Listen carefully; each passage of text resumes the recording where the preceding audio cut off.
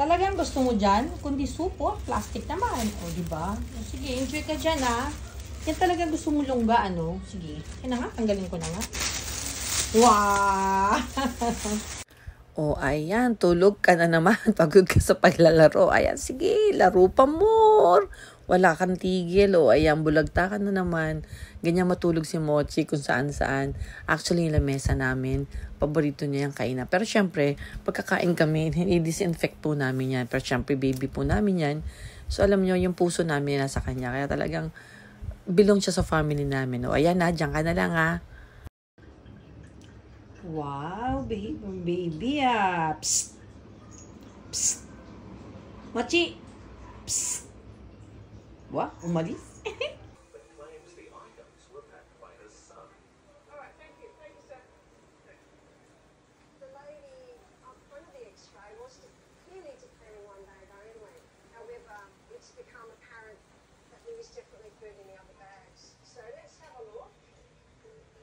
Officers immediately find a high-risk fresh vegetable hidden in her bag.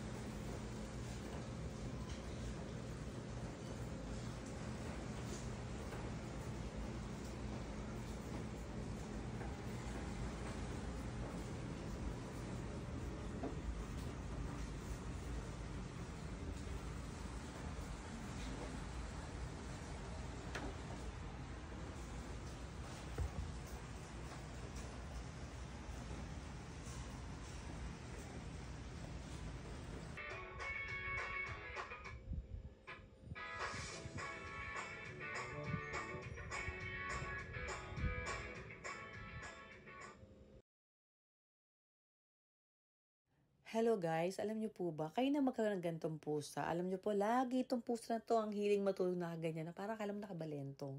Nakakatawa itong pusa ko kasi from 2.2 nung August, ngayong September po ng katapusan, naging 3.8 siya. Grabe, kasi nabigyan na ng proper vitamins kasi nga, minsan natatamad akong bigyan, pero grabe.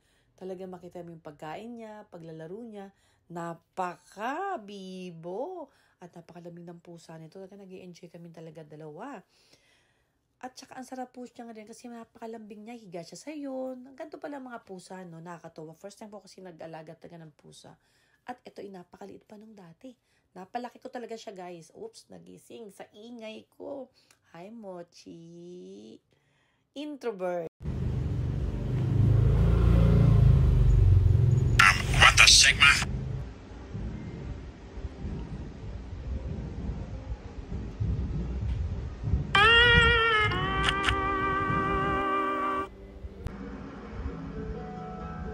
First swans settled in this area during the Caucasus may have offered them protection from aggressors. But only love can save. Napakabait naman ng pusa ko. Nandun sa kanyang bed. Napakabait ng pusa ko. Simple-simple na nasa bed lang siya. Oh, behave. Oh, ang behave naman ng pusa ko, Mochi.